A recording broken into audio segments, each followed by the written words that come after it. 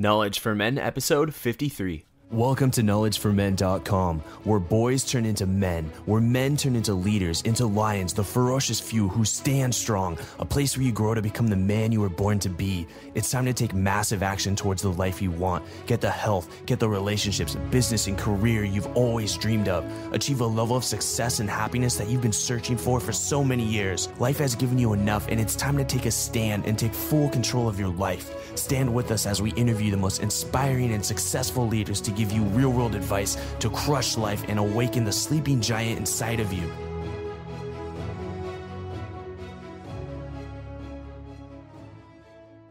This episode is brought to you by my private online meds group called The Lion's Den. You can check it out at knowledgeformen.com and click on The Lion's Den. If you've been listening to this podcast and you like the content, but find it hard to find other guys out there to relate to, talk to, share your wins and challenges with, maybe you're on your own path of personal development and other guys think it's weird or they're just not interested in what you're doing. You kind of feel like you're alone on this mission, but you're not. There's thousands of other guys out there who are on the same path, and I've been putting together a group called The Lion's Den to try and find these guys, bring them together. Hey, I know it's hard to make the push towards greatness in your life, and I found that the best way to get somewhere you've never been is to surround yourself with other people who are already there or who are on the same path as you.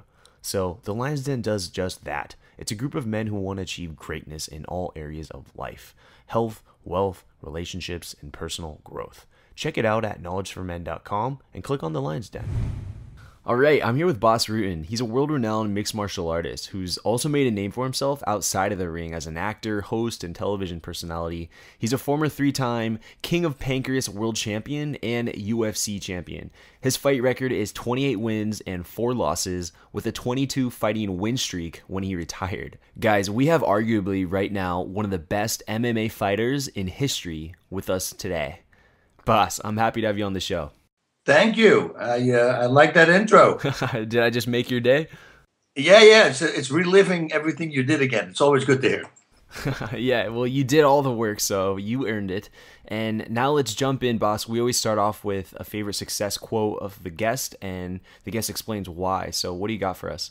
I think if Ford said it, what I tell my students, ask yourself, how do you want to be remembered? That's my thing. If I'm about to do something really stupid or something, whatever it is, I always think, how do you want to be remembered? Can this really mess up that one question if you want to be remembered the nice way, of course? Or, so I think that's a great quote. And as for a book, or something I always tell the people, read the book The Alchemist from Paulo Coelho. I think that you probably hear that a lot. I think it really sets you on the right track for life, so to say.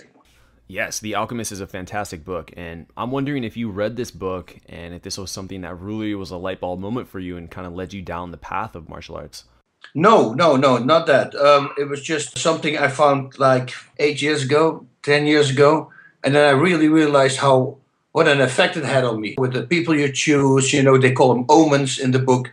Like everything you go through life and people you meet, it's all for a reason, and it's you what you do with it. And every person will always say your personal legend. That is your biggest wish. That's what you want to become. Let's say you want to become an actor. Well, in that book they call it your personal legend would be to become an actor. And there's a lot of times that you stray off the path. But then the ones who come back, they always say eventually it will happen. You just got to keep on going. And when you listen to all these actors, I always say, or musicians or any talent, they always have the same thing. They say, do not quit. Never stop believing in yourself. Just keep on going and it will happen. Yeah, it's really about finding your own personal legend and just going after it and living your legacy. So let's live your legacy right now, Bas. Let's share with the audience your story and your journey of how you got started with what you do. Oh, I was a very sick kid. We moved. When I was born in eczema. And that went away. And then when we moved, when I was 6 years old, to a smaller city, a smaller village, everything came back with a vengeance. So I had eczema on my face, over my hands, over my arms. And with that came also asthma, like bad asthma, a week in bad asthma, doing everything in bed, not able to eat because I couldn't breathe. Or even sometimes drinking was very hard to do because I was constantly looking for air. And needless to say, I got a lot of bullies because, kids don't understand that. They call you a leper. They call you, because you have a weird skin disease. Nobody wants to hang out with you because they think it's contagious. And so I was always a loner. I was in the forest a lot. I had a home tree, so to say. It was a big tree that it sprouted out in like 6 big branches. I would stay in that tree all the time, or I would swing from treetop to treetop in the forest. There were only like 2 or 3 spots in the forest where I actually had to climb down and go to another tree, and then I could continue. But, came in handy with the bullies, because if they would try to mess with me, I just climbed in a tree. And then I waited till they were at the top, then I started swinging, and then I went to the next tree. And nobody had the cojones to do it as well. So that was a great way for me to escape the bullies. And I guess it was a great workout as well. And that's pretty much how everything started. I did track and field also, but the bullies were always there. Eventually, I was 12 years old, and we always went to France or to Croatia for a holiday with the family. And there I sneaked into a movie theater. It's where I saw the movie Enter the Dragon from Bruce Lee. And that was the life-changing moment for me. That was like, whoa, if I'm like that guy, the bullies will probably stop, because then I can beat them up. So I started begging my parents, please let me do Taekwondo. That was at the time, that was big, Taekwondo. They wouldn't allow me. They're very conservative. They think they see martial arts as violence. At that time, not anymore, thankfully. But after 2 years, they finally broke and they said, okay, go do it. Now, I had a really beautiful neighbor girl. She was like 21. And she had the coolest guy in town, so to say. And that guy was doing Taekwondo. And he took me under the wing. He took me to the grown-up classes. And everything started to go super fast. Because in those 2 years, from 12 to 14, I was just imitating what I saw Bruce Lee do. So I could do all the kicks. I could do that stuff already, because I was training for it myself. So within weeks, 2 months, I was beating up the brown belts there. And these guys were the older guys. So that's when I heard them talking to each other in the dressing room. Man, did you check out that kid? Man, this is crazy, He dropped you, ha, ha, ha. They were laughing, So my confidence level was growing. And around that time, right away, I got in a street fight with the biggest bully in town. His name was Shucky. And he came by, and they always would shout smart things at me, and with a group of 6 or 8 guys. And this time I shouted something back. And they started laughing. I was on the bike going one way, and they came towards me. So I shouted something back, and they started laughing. They turned around and started following me. And I stopped my bike. I put it on the stand. And I go, no, I'm not going to run anymore. And that was it. He came to me. He started bumping in my chest, and I dropped him. One punch, he was out. And but he broke his nose in the process. So that wasn't going to be a problem, because the police showed up now at my mom and dad's doorstep. And that was, of course, that was it. They were right. See, I told you, martial arts will lead to this. And they took me off Taekwondo right away. And then when I was about 20, 21, I left the nest at home, so to say, and started to live on my own. And the first thing I did was sign up for Taekwondo and karate.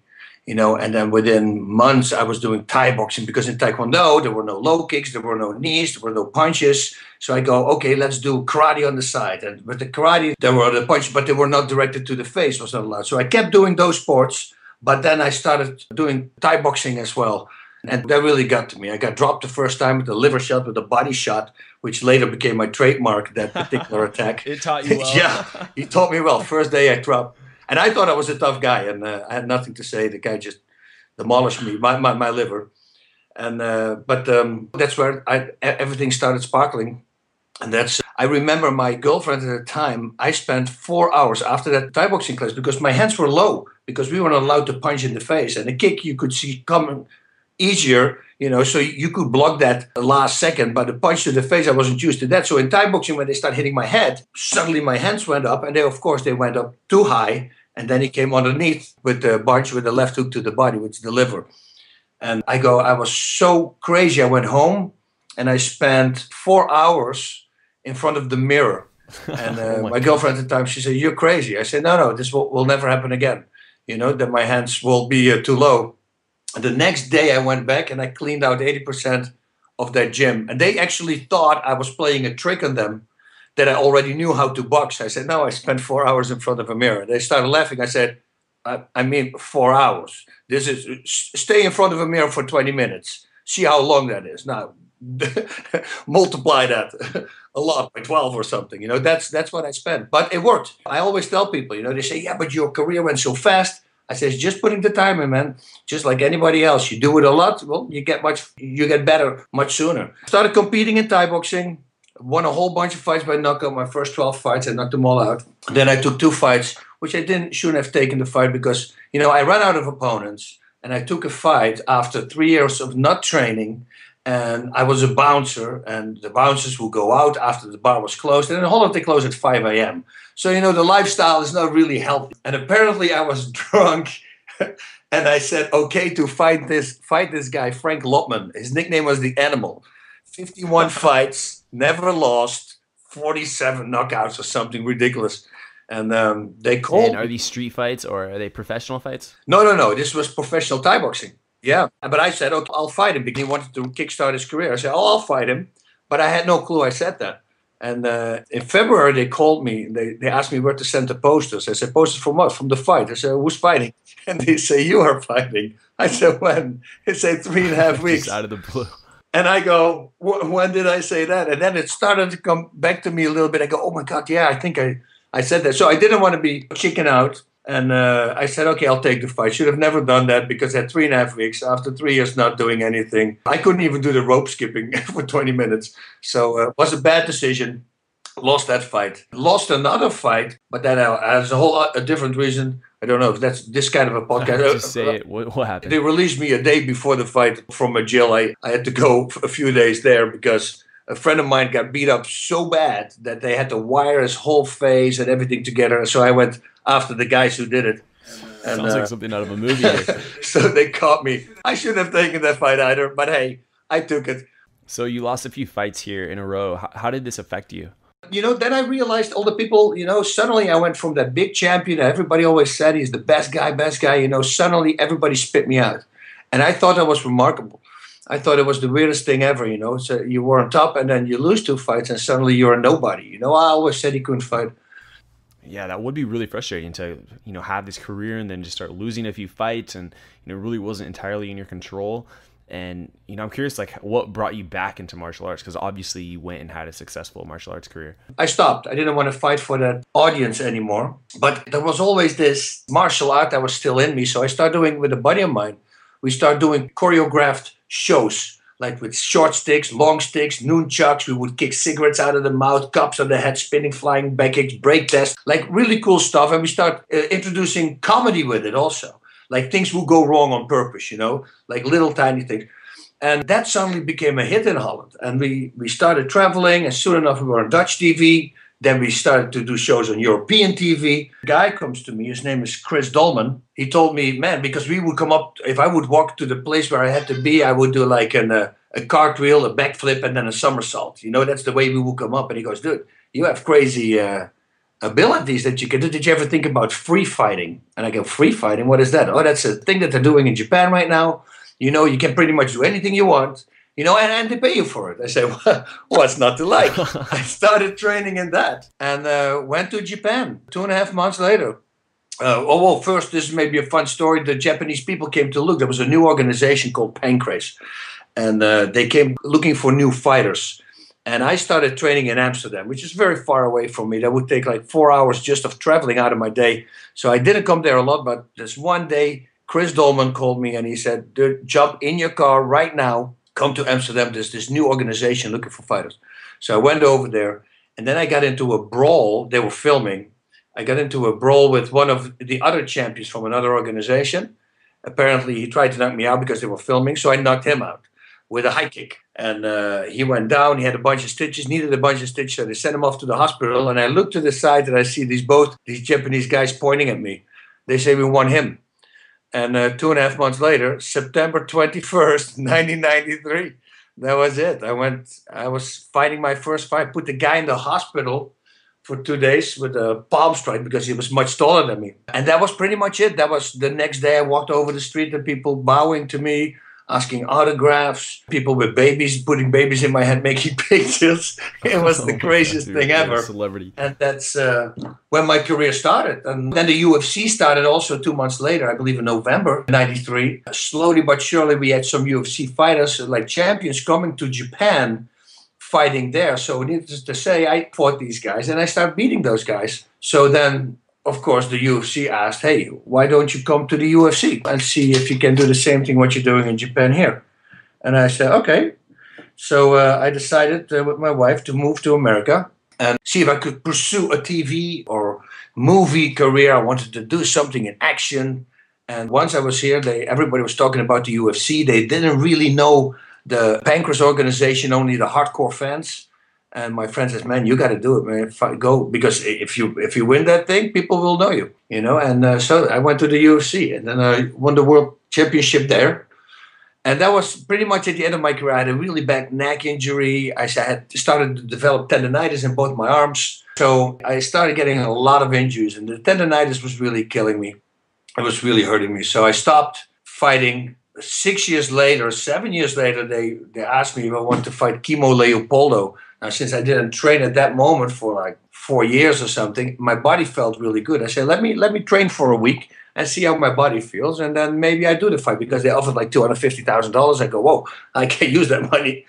And after a week, I called him. I said, yeah, I think I'm okay. You know, let's do this fight. And but first 5 weeks was insane. I went back to normal so fast. I went training with the big guys again, and I mean, I was working circles around people. I go, my God, everybody goes, dude, you're gonna have a new career. This is crazy, you know. And I felt awesome. And then boom. All the injuries I had before started one after another coming back. And at the day of the fight, man, my knees were blown up. I have no cartilage on my kneecap, tendonitis in both arms. I had a rib out. I pulled a groin muscle. I go, oh my God, okay, let's fight this fight. And that will probably be my last fight. So I knocked him out with leg kicks. Low kicks, those are kicks to the leg, which you want to deliver with your shin bone. I gave him like 3 or 4 kicks, and he couldn't walk anymore. So I won, thankfully. But, you know, it was a sign from above that said, you got to stop doing this. And that's how I started training people. And then from training people, suddenly I started commentating. I was in Japan. The organization Pride, the Pride Fighting Championships, was huge at that moment. That was bigger than the UFC. A small show would be like 42,000 people. You know, we did a big show for like 93,500. It was just insane. And I was there one time with 2 fighters that I trained, Marco Huas and Mark Kerr. And Kerr was the champion at that time. We were in the dressing room, and there was a TV on in the dressing room. And on the TV, you can see the fights that are going on at that moment. So you can watch the show. And I'm just standing there. I say, oh, look at this. He's going to get armbarred. And I said, what do you mean? I said, his right arm. Watch, he's going to get armbarred. And like 10 seconds later, they armbar him. And they go like, wow, how did you know? I said, well, you can tell, you know, he was setting it up. And then the next fight, it was a knee bar. I said, man, he's going to roll over, watch this, and he's going to knee bar the guy. And again, it happened. And there were 2 people there from the organization. They said, man, did you ever think about commentating? I said, no. They said, you want to try? I said, sure. You know, and then in 2000 was the first show that they pay-per-viewed overseas, also to America. I was the commentator there. And I was so green. I tell this to people. It's so funny because I didn't know I had to bring a suit. I was just in my flip-flops and shorts. I thought, oh, they're going to hear my voice. They're going to see me. And they asked me where my suit is. I said, suit? Yeah, you need a suit. I said, no, well, nobody told me that I needed to bring a suit.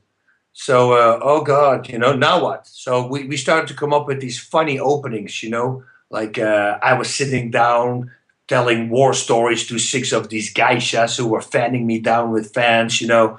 And then my partner was in the place in his suit.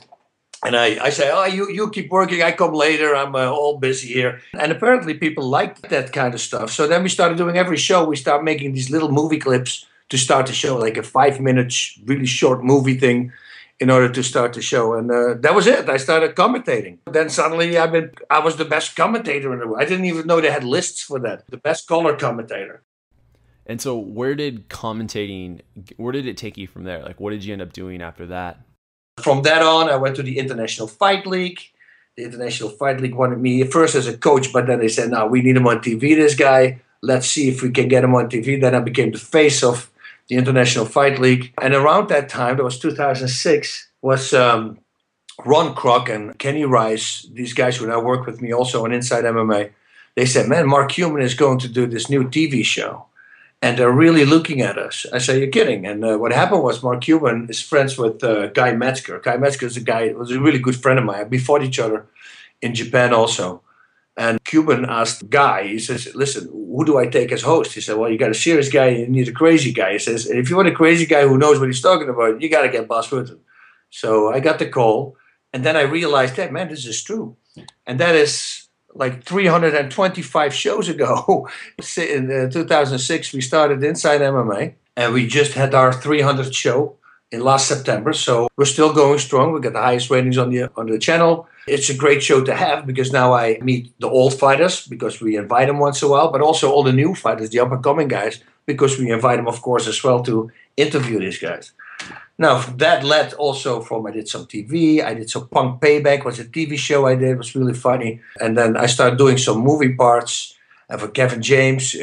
Kevin James, I know him for within 3 months when I came to the States. So we hooked up real soon because he was watching me actually together with Joe Rogan when I was fighting in Japan all the time. So we became friends. I had a few episodes of King of Queens, and then he let me appear in all these other movies. And suddenly I had the big one, Here Comes the Boom, the last 2 years ago. That was my first supporting actor in a big movie. And it was a lot of fun, man. I'm actually going to film Mall Cop 2 in 3 weeks. I'm going to Vegas for 2 months, for May and for June, and he's going to film the new Mall Cop there. Wow, Bas, what an exciting career you've built from your fighting career.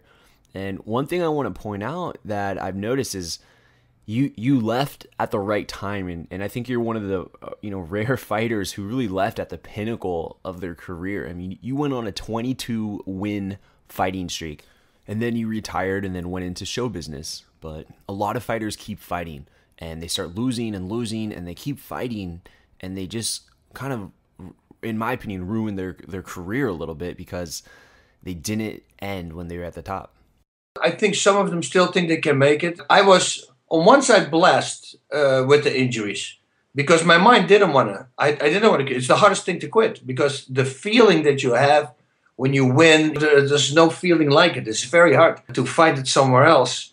So I think if I didn't have the injuries, maybe I would have tried to keep on fighting, and that might have fallen in the same trap. But what happened also with me is that I had a backup plan. When I came into the States, I was taking acting classes. I was right away, within 3 months, I was taking acting classes. I knew this, I have to treat this serious, so get some classes. And then when you start doing things in front of people already, it makes you comfortable. So then when the time came and they asked me to do commentating, because at the time, I just stopped. I just fell into these new things all the time because pure luck.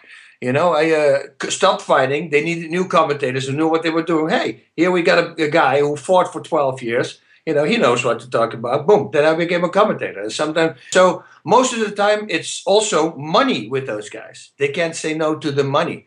I think if you don't feel that you can train 2 times a day really hard, I think you really should consider stopping. And you need a backup plan. Listen, I'm a professional cook.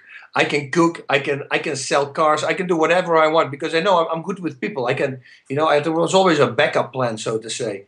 And maybe some fighters don't have that backup plan and they depend too much on the money and then they just keep on fighting and starting to lose and not realizing they kind of hurt their careers with it, especially what are they going to do afterwards, if you lose a whole bunch of fights in a row, that's not a good thing. Right, and you prepared yourself for a lot of those opportunities. I mean, you mentioned earlier you put 4 hours in front of the mirror before a fight, just for a boxing fight, and you did acting classes before the opportunity to act came, and you fought for 12 years, then became a fight commentator. So you put in the work, is what I want to say, and then when the opportunity arose, you didn't just go for it, but you were qualified for it. That's it. It's very simple. It's putting the work in. That's all the time. You get a script or something, and some people they go like. Yeah, I learned on the set how to run lines. I go, whoa, this is your job. You learned that on the set.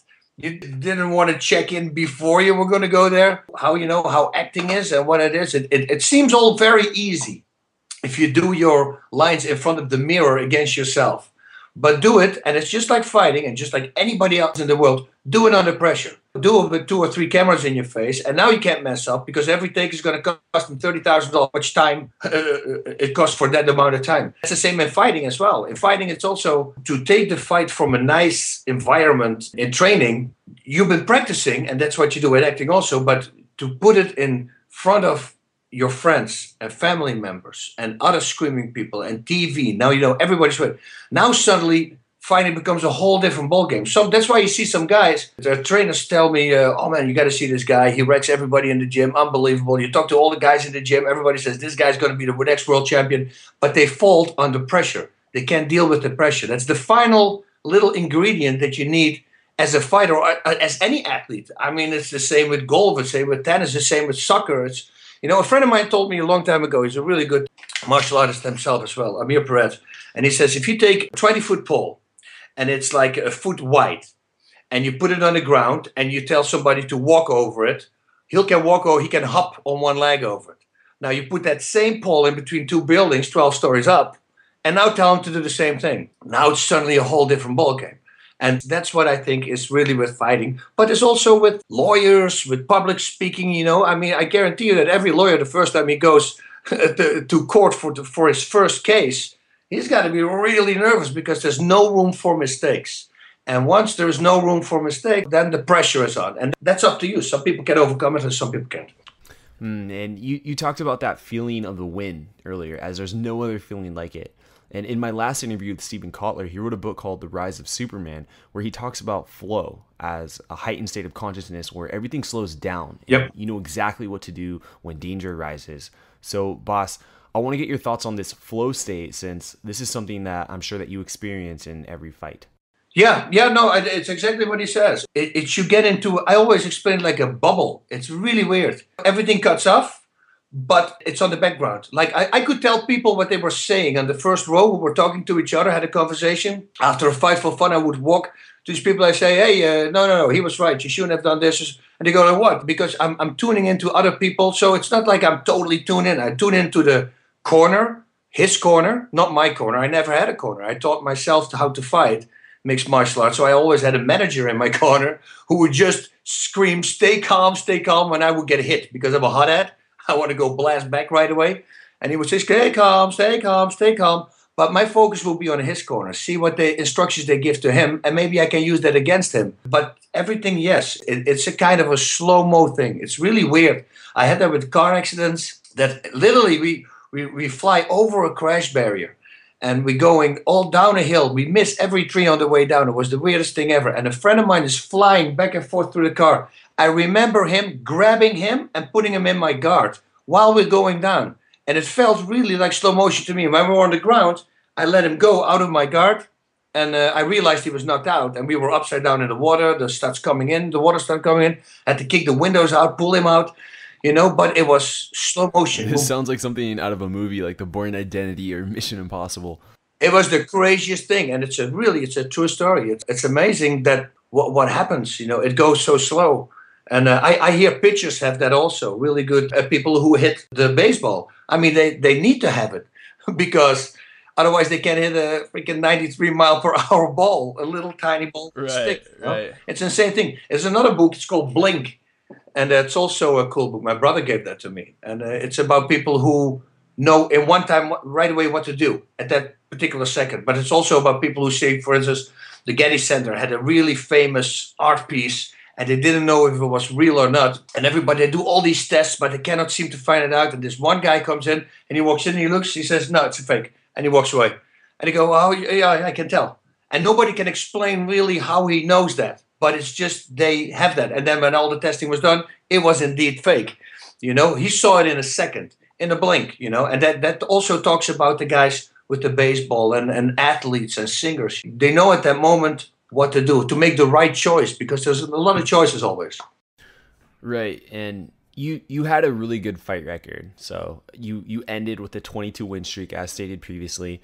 But even though you win, you still get hurt. Like, you're still getting injured. And what I want to talk about is, you know, what keeps you going? Like, you're injured a lot probably. And, you know, after the fight, you come home, you're injured, you're beat up, you're bloody, you're bruised, broken bones, etc.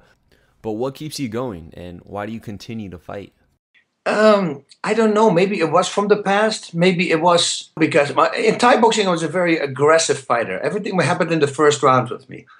And that would be a problem for me if the fight would go 2 or 3 rounds, of course. You know, if the guy could withstand my power.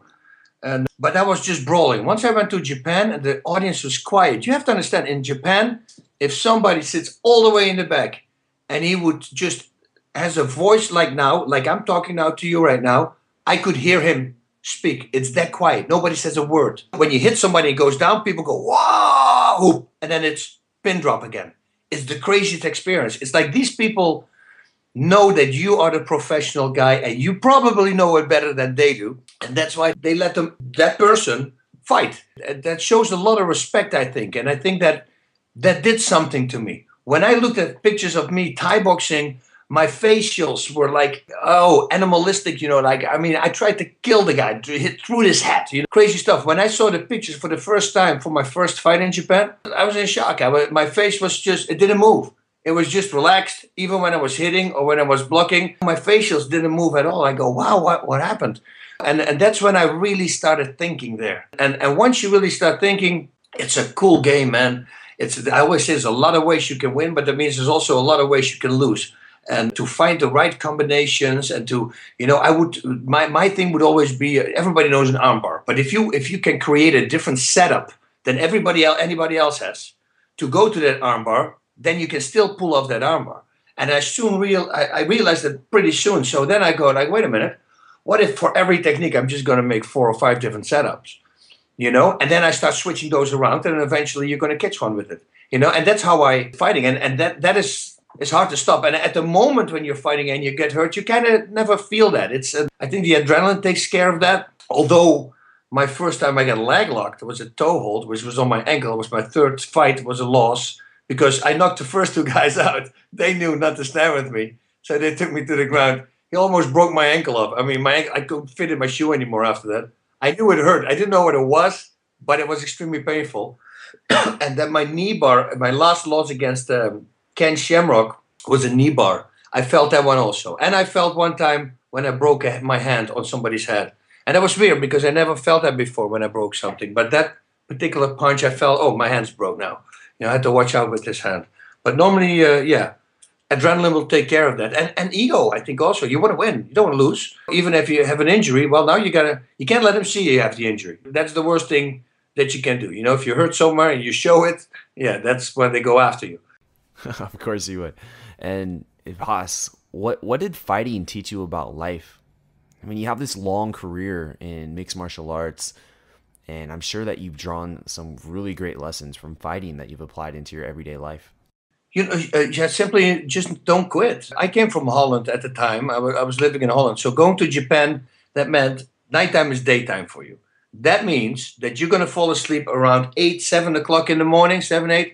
You're falling asleep because that's daytime. But around 11 p.m. in Holland, that's 7 o'clock in the morning in Japan. So I will be awake all night long. Then they woke me up at 8:30, like an hour and a half later. They let me travel till like 3 o'clock in the afternoon. So from 9 till 3 in the afternoon, then I was allowed to shower at a hotel closer to the event.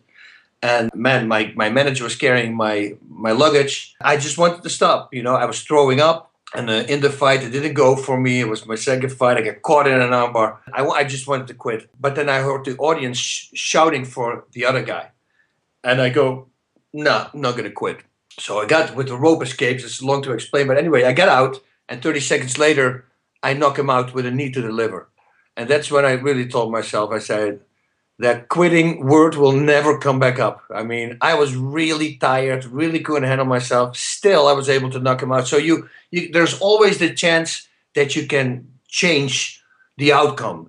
Oh, I like that. And, it's like kind of like your back is against the wall and you're out of options, but you find the courage within you to push forward and make that triumphant victory. So I think, martial arts has taught you so much, and even myself, for the few years that I trained Brazilian Jiu-Jitsu, it's really had a big impact on me. And I want to get your thoughts on your idea or philosophy with martial arts and masculinity. And I really encourage more guys to engage in martial arts, and I want to get your thoughts. Yeah, I think it's the most important thing, I think a woman kind of looks in that as well. And even if when she says it's not, but it's the genes tell her to do it, They need some guy who can protect them when something bad happens. I truly believe there's always one little aspect, that's the way they are wired. And I think it's just for a guy to feel confident. I think when you're on the street and there's a group of guys, to me, they never say anything. But to other guys, maybe who look the same as me, they will say something to him. And it's just the way you project. If they come, you look at that in the eye. They know if you have skill or not just by looking at you. There you go with blink. I think that's every guy will have that. Oh, that's going to be a tough guy to deal with. You know automatically when you see a guy like another person like that. So I think for confidence it's really good, but especially for your stamina. You work out every muscle in your body. Like a Brazilian Jiu-Jitsu, to wire your mind in such a way that you can be super creative to pull all these submission moves off. It's like what people don't realize. It's a very hard sport. Ground fighting, Brazilian Jiu-Jitsu, Judo, Sambo, and any ground fighting, because there's so much stuff. And if you don't know one of these little tiny things, they're going to have you with it. They're going to trick you with it. That's what I always say. All the submissions, I always say, people, all the submissions are there. You know, and a lot of guys saw pretty much all the submissions. They forget them again and so, but it's, again, I come back to, it's the setups. And that's where you see people creating different ways to go to a certain submission. And that's the same for striking. You create a different way to go to a knockout blow, then you can knock your opponent out. Or you got to be like Mike Tyson and just unbelievably fast and super explosive and strong. Whatever he hits, he destroys. You know, that's what they say with Ivan Drago. All right, let's now jump into the knowledge round. I'm going to be asking you some rapid fire questions, and you'll see here. Are you ready for the knowledge round, Bas? Yes, I am. All right, I want to give you more details about the Lion's Den. It's a private Facebook group where you post your goals in health, wealth, relationships, and personal growth. The guys hold you accountable, and you have a place where you can get instant feedback from other high-performing men from around the world. You can get more details at knowledgeformen.com and click on the Lion's Den. There's men's coaches in there, there's dating coaches, fitness coaches, millionaires, guys with startups, guys who just graduated college and are happy to be surrounded by so many guys just making it happen for themselves. There's fathers in there, military personnel, and just all walks of life from all over the world. 70 guys strong right now and growing every day. But the one thing that we all have in common is that we just want to achieve greatness. We want to push ourselves. We want to challenge ourselves. We want to really just become the men we want to become and do it not alone. We don't want to do this journey, take this path alone. We want to do it together with other men. And that's what I find so powerful about this group. We also do monthly Google Hangouts, which is sort of like an online meetup with about 12 guys in each hangout. So you can meet all these guys and build stronger relationships with other high-performing men. And there's also a structure to each hangout. Guys, this group only costs $19 a month for a limited time. You can get more details and you can set up a consultation with me at knowledgeformen.com and click on the Lion's Den and get started from there. Welcome to the Knowledge Round, where the guests will be asked rapid-fire questions to give the audience invaluable pieces of wisdom to help transform their lives. Starting in 3, 2, 1, showtime. All right, Bas, what advice would you give to someone who's feeling lost or unsure of their purpose or what they're doing with their life? Set a goal, write it down, see what you want, what you really want to do. And it doesn't matter if you've 15 years been a cook, you know, but you feel that you want to do something else, do it. So I always write things down because once you put it on paper, that helps you a lot. I used to write all my weights and repetitions down as well. Always try to break those, you know, writing things down. I would go to Japan to train. I would bring a notebook because I was the only guy there. Nobody would teach me something, but while I was rolling with the guys, with the Japanese guys, I would just look around and see things. And on the way back to the hotel, I would write everything down in the subway. So write things down. Write a goal down and you say, this is what I want to do, and start working on it. Write it down, plain and simple. And Bas, was there anything that was holding you back from becoming the man you are now today? No. I was always known as the party guy, you know, so I would always tell people if I could do it again, I would still party after a fight, but I would tone it down a little bit more. I would have stopped drinking 10 years ago, you know, not realizing. Now, I'm not saying that I ever messed up like what TV work or something. I never messed up there, you know, if I had a night before. But this is something I never do on the job, of course. And the night before, you always never want to drink, you know. But once you shoot into that, it's real easy to slip into something bad and then keep doing it. So, you know, once I realized, wait a minute, I kind of like this too much, I just stopped. It sounds you've gotten to a point where you don't want to escape the life that you've built such an amazing life for yourself and your career that there's no reason to drink. Like, you love what you do. It's the best career that I have. I'm you know, mixed martial arts gave me a purpose. I didn't know what it was. It was all the way in the back. Free fighting, like I said, they called it at the time. Without, I don't know what I would have become. I probably would have been a cook again. But I don't know if that would have been my heart there. Although now I always think about maybe opening a small restaurant or something once I'm done with all the other things.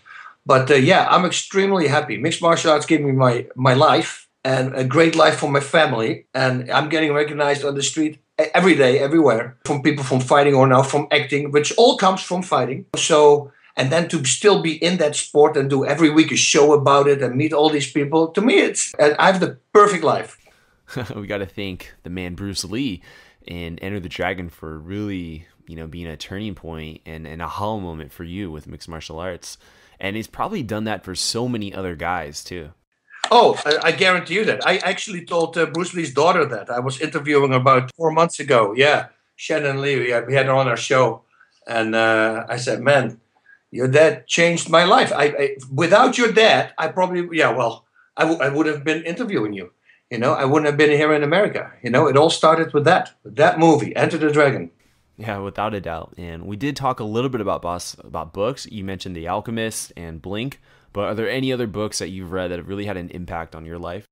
Yeah, if you read like a Thousand Splendid Suns, you know what goes on in life there in the Middle East, and with them, those books, they have like impact on you, yeah, but not like that has an impact. We have it really good here. We should really be happy. We shouldn't complain constantly about paying our taxes and all that stuff. We're having a really good life. And especially if you have to understand, I come from Holland, it's rain most of the time. If you have 2 weeks straight sun, that's considered a really good summer because there's always, lightning and rain.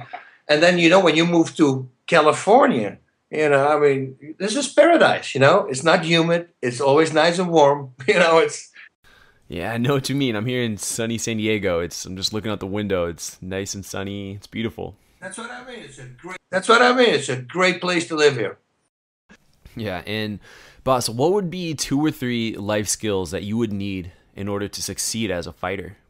In your field, you should be open to constructive criticism. I was explaining this last time. I did the show Punk Payback, and there was this guy helping me out. He was one of the guys that I beat up the whole time, Eric Apple. He's also an MMA guy. And he, for no reason, apparent reason, he would, every time when I would mess something up grammar-wise, or I would say something wrong because I'm still Dutch, he would say right away, no, you don't say it like this. And one guy told him, I said, man, tone it down, you shouldn't do that all the time. And I said, no, I wish I had a guy like that all the time around me, because then I would have mastered the English language even better, even the grammar and all that kind of stuff. So, and it's the same with acting. It's listening to criticism or listening to directions. If you can do that and really do them, really listen, but then actually also doing it, yeah, then you have gold. I always say with submissions, you see great fighters who are top 10 fighters still make huge mistakes with submissions. With submissions that you will probably learn as a yellow belt. Yeah, as a blue belt. Blue belt. All the way back. They forget. Now, the reason, I'm telling you, this is the reason, because they don't understand how it works. They know what it looks like. And, if I do this in training, yeah, it hurts. Yeah, but guess what? If you do it against a really good other guy, you need to understand how it works. Where is the pain? Why does he have that pain? What rotation is? And once you understand, and this is what I always tell the people, if it's simple, learning to fight is simple as long as you make sure that you understand every submission or every setup to a combination. Like when you come to me, my classes, I will show you how to get the defense down or how to get the defense up. Every combination that I let you throw has a meaning. I'm never want to say, okay, left uppercut, right straight, left hook. It's not like I toss something and I throw a combination out. No, everything is to set up a knockout blow at the end of that combination. And I think you should do that with everything. Understand what you are doing. It makes everything so much easier to learn. Right. If you understand it, you won't have to try and remember every little detail because you know what needs to be done. And that's big, just not only with jiu-jitsu, but just in life in general. And now, Bas, here's a scenario for you. Imagine you had 60 seconds with your 20-year-old self. What would you tell him to do? And also, what would you tell him not to do? Oh, wow. Stay away from the partying too much, Bas. Don't do that. Stay away from don't let girls influence your life. The early girls. Always, and just come up for yourself. But I already did that. Those are the two only things. You know, you get sidetracked real fast by the things that if you're an introvert kid, but when you drink suddenly, and I was always in the shell a little bit, although I was the crazy class clown all the time. But you know, for girls I was a little insecure because I never had any girls because nobody wanted to go out with me because of my skin disease. So that went away when I was 17 or something, and then finally things started to happen. But you know, if you're 17 years you've been like that, you don't want to stand up. So that if you drink a few beers and suddenly you feel good, well, now they hooked you in. And you should realize that you can do exactly the same thing without the alcohol. It's just that was a help in the beginning, but that's with fighters and steroids. Once they do it, they feel better about themselves. Then suddenly when they can do it, a lot of guys get insecure and they start losing fights, you know, when they start getting tested or something. So just stay away from the girls that say, no, don't do this, I want you to stay home. No, when you have a goal, just go for it. And don't listen to anybody else. You know, do what you want to do, and stay away from side attractions. I like that, and you know, I think a lot of guys would, you know, they fall into that, and it's unfortunate, and they don't hit those goals, or they don't really reach the dreams or reach their full potential. Is what it is when you let these, you know, whether it's women or you call them side attractions. It could be drugs, drinking. It could be anything that's really just holding you back from getting to where you want to be. Yeah, and Bas, kind of just looking back and reflecting on your life and, you know, the successes you've had in the entertainment industry, in the fight industry, what would you say your philosophy is on life and success? Oh, my philosophy is just your goals. You know, that's your personal legend. You want to become a fighter, let's do it the right way. And it's hard, you know, because with Christmas, for instance, if people go out and they have the big food and you can't do that, those are easy slip-ups to make. But if you really have a goal and you do anything for it, it's very hard to stop you from going straight to the top.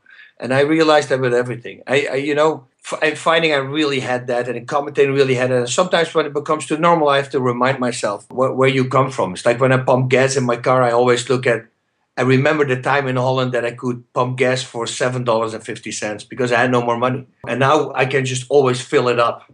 Just that is a big power already, to just put it in there, go sit in the car till it's full, and then, you know, you don't have to worry about those things. If I see something I like, not a freaking house or a boat, you know, it's just something fun, I can buy it. That's a cool thing to have, but never lose track, and never forget the people who helped you getting to where you are. People that helped you financially on the way over. Never ever forget those people. You know, I have a cool story I got this really cool watches, Curtis and Company watches. And it's a guy that gives them to me. And years ago, he invited me to his house, and he gave me all these watches. And my father was with me, he was visiting here, and he gave him these watches. I said, whoa, these are expensive watches, you know. And I said, Curtis, why are you doing this? He says, you don't remember me. I said, no. He says, you were 97. You were here for the first time in America. You were teaching at the police academy. At the time I was in, he had like a supplements company. And he said he gave me a care package. And I said, oh, thank you very much. He says, from all the people, I gave it to everybody there. There were a lot of guys there. And he says, from all the people, you were the only one who wrote me an email to thank you. Thank you very much for the package again. I really appreciate it. He said, and that stayed always with me. I think that you should do that. People, when they help you, you give them the credit they deserve, or you thank them. And a lot of people forget that. You know, they think it's come too easy. And especially when you become a more known guy, then you start thinking, oh, they better help me because it's good for their careers. You become arrogant. And I don't think I ever did that. I always kept everybody the same. When I have visitors from Holland, everybody will always tell me, man, you're exactly the same guy. You never change. Oh, yeah, you're much calmer now, because I used to be really crazy. I would jump up and down. But that's it. Don't step over the people that helped you. Don't step over people to get where you want to go. And you just avoid those things. And be the nice guy. You don't have to be an a-hole to succeed in life. That's not something you hear all the time from people. So I enjoyed that. And now, Bas, I want to go into kind of like the future of MMA. And I'm more on the safety side. Like, do you think that, you know, this is going to lead to problems in the future? If we look at, you know, NFL, you know, they're coming up with all these new rules and regulations that prevent, you know, the players from doing certain things. Where do you see the future of MMA going, and the safety of MMA in the future? You know, I think it's NFL and I like soccer. When you go in Holland and soccer, you know, and you're on Saturdays and Sundays, the hospitals are packed with all soccer injuries.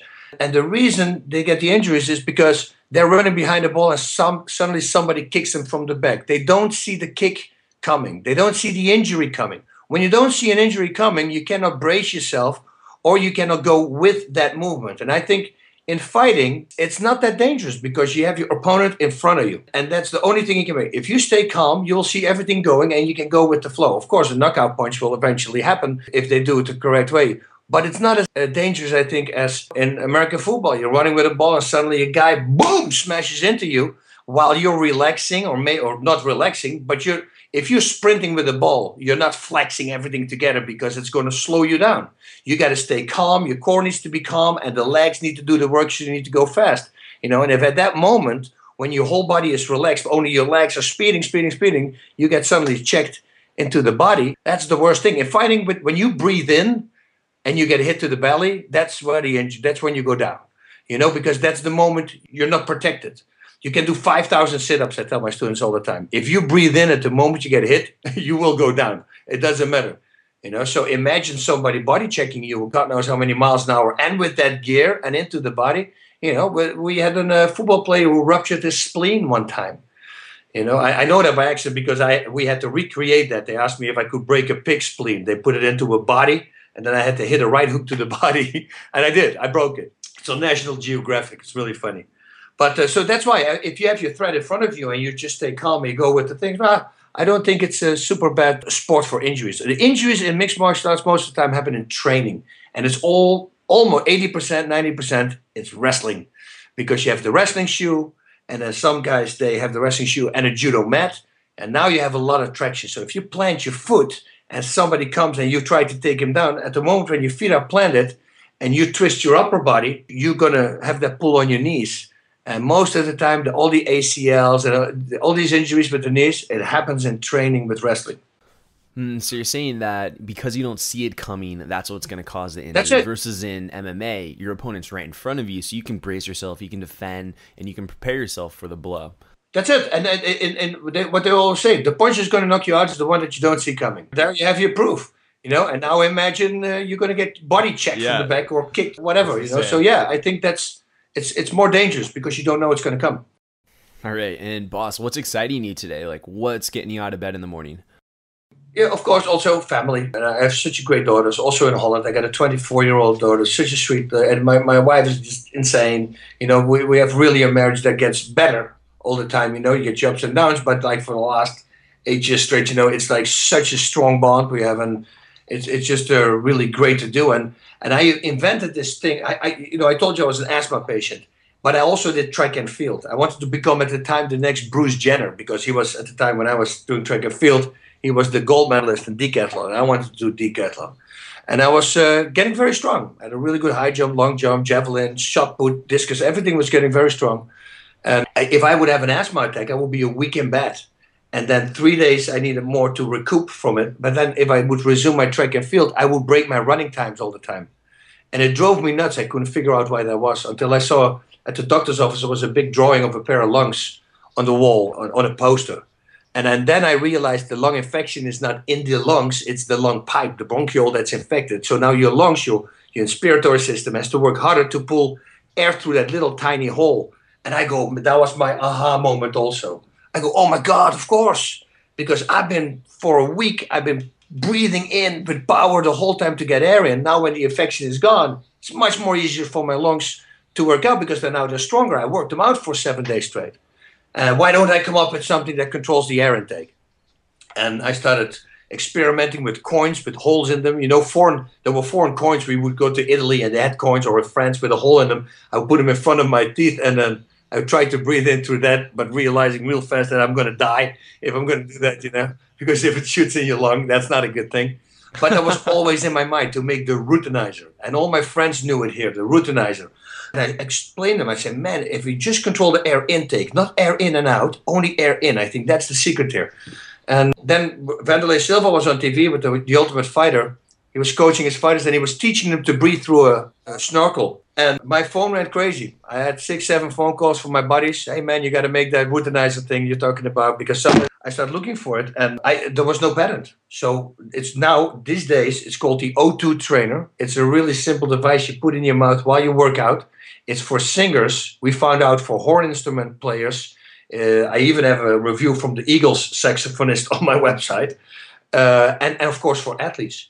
You train your respiratory system to become much, much stronger. And it's a very basic, simple concept. It's like one side has caps on it. And the caps, they go from 50 millimeter hole all the way down to 1 millimeter. So 15, 14, 13, 12, etc. And the other side has a flap. So when you breathe out, the flap goes open. When I breathe in, the flap closes one side, which will force you to breathe into the other side. Now, and the concept is the simplest thing, because you jump on a treadmill, put the O2 trainer in your mouth, and once you feel after a certain amount of workouts that you get the same air again as you used to do without the O2 trainer, you already made your lungs stronger now, because now they found a way to pull the same amount of air to a smaller hole. And then you go to cap number 1. Cap number 1 is 14 millimeter, 1 millimeter smaller, and you just repeat the whole thing, the process, until you feel, oh, hey, it's becoming normal again. Then you go to cap number 2. And slowly but surely, you decrease the size hole, and your lungs, your whole respiratory system is getting much stronger. I haven't used my inhaler, my asthma inhaler, for over a year now. And I used it even when I was competing at the highest level. I always, in my entire life, I needed to use my inhaler. It would always close. If I started to work out, it would close. I spray it open, and then I can go for hours. It doesn't matter anymore. But now I don't even have one in my car anymore. I never had asthma anymore since I started training with that thing. And asthma patients around the world, everybody says me the same thing, sends me the same reviews. There are real reviews, like o2trainer.com, and you have o2trainerblog.com. And there's a lot of reviews in there. These are real reviews from real people. I didn't ask one person to say, oh, can you say this? So even Special Air Forces services from the SAS from England wrote an article on there. I don't even know who these people are. And it's great to see that you helping now also people with asthma, something that I used to have when I was a kid. I just invented it to become a better athlete. And then realizing my voice got stronger because I'm always singing in the car, and I realized, man, my wife in the restaurant, after like 2 weeks, she says, man, keep your voice down. I said, what do you mean? You speak so loud. I go, oh my God, that's because of the O2 trainer. I'm becoming more powerful. So singers, horn instrument players, it's a cool device. Simple, super effective. Nice. I'm looking at the website. It looks really good, and the logo it looks like you doing the splits. Where did that come from? That's your signature move there? That's my first fight. You have to understand, I was a Thai boxer, so I was used to weight classes and rounds. My first time in Japan, I arrived there, and on the day of the fight, I don't even know the rules at the time. I asked him, I see my opponent, we didn't have a weigh-in. I thought that was weird already. And then I see my opponent, he said 245, and I'm 200 pounds. So I go like, oh, I thought it was weight class. He says, no, everybody fights each other. I go, oh, great. I said, so how many rounds we got? They said 1 round. I go, 1 round, that's awesome. How many minutes? 30. I go, 30 minutes. I go, great. I was just bluffing because inside my mind, I go, what the heck is going on here, I got to fight 30 minutes. So it was the craziest thing ever to come there and then finding out all these rules, and then you have to fight on that. That's actually how I came up with the big R's on my hand. I had these big R's on my hand, which stands for rustig, which coincidentally is relax, also starts with an R. So I knocked the guy out in 43 seconds, and I'm so euphoric, I jump up to every side of the ring in the splits. And right away when I did that, the next time when I knocked the guy out, I didn't do it, but they came to me and said, no, Mr. Rutten, you have to do the jump for joy again. I said, what? This is called Rutten jump now. Oh, so now I had to do it after every win. I had to jump up to all the audience. They expected me to do it. And they call it the Rutten jump or the jump for joy. That's how it got born. And that stayed with me, became my logo, trademarked the logo also. So yeah, it's kind of fun. Jump for joy. All right, Bas, go ahead and give yourself a plug so all the listeners can get in contact with you after the show. Social media, I would say Facebook with me. It goes automatically on Twitter, but it's not like I'm on Twitter. If I'm somewhere, then I start twittering. But most of the time, I just answer questions from people that they ask me on Twitter. But I never really get out there. Facebook, I do. I make little movie clips and these things, and from workouts and training, and I post those. So Facebook is simply facebook.com/Bas Rutten. That's my Facebook. Bas Rutten, MMA. On Twitter, of course, yeah, the o2trainer.com, then, you have to check that one out as well. And I would say the bodyactionsystem.com. It's another product that I developed, and you will really like it. It's a punching and kicking device. Boom. It's great for fights because it has no impact on the joints. So you can do this like 2 weeks before the fight and you don't get actually tendonitis like I developed. That's why we came up with that product. And that's about it. BasRutten.com. But I think that's a given. All right, Bas Rutten, thank you so much for being on the show and sharing your story, your life lessons, your journey with my community here at Knowledge for Men. I've been a fan of yours since I was a little kid, so to have the opportunity to interview you, it's just it's very rewarding for me as well. I'm honored to have you on the show here. You're very welcome. Freaking awesome, man. I really appreciate it. Send me the link. I will social media it out. All right, and that's going to wrap up episode 53 with the MMA legend, Bas Rutten. And so the challenge item that I have for you guys listening is, I always say, get out of your comfort zone and do something that scares you. Do something that you've never done before. Take risks, take action, okay? We've heard these before. And so I want you to apply that because I know many of you at one point kind of looked at MMA and thought, oh, that looks pretty cool. We never did anything about it. And I did that for a long time before I actually got engaged in Brazilian Jiu-Jitsu. I was a big fan of the UFC for many years before I actually went into the gym. And so for a few brave souls out there, the challenge item that I have for you is to go sign up at an MMA gym. Go sign up for Brazilian Jiu-Jitsu. Go sign up for Muay Thai kickboxing or boxing or wrestling. Okay, usually all of these are just going to be at that gym. It's just you pay a monthly rate and then you get all of the classes. You just show up to as many as you can in that month. And that's what I argue you to do. That's what I urge you to do, is go sign up for an MMA gym and immerse yourself in mixed martial arts for a minimum of 6 months. It'll change you. It'll change the way you act. It'll change your confidence. When I first started Brazilian Jiu-Jitsu, I thought I did it because it was going to allow me to be this badass fighter. And I'd be this tough guy. But literally since I started training, I've never been in a fight. Since I started training.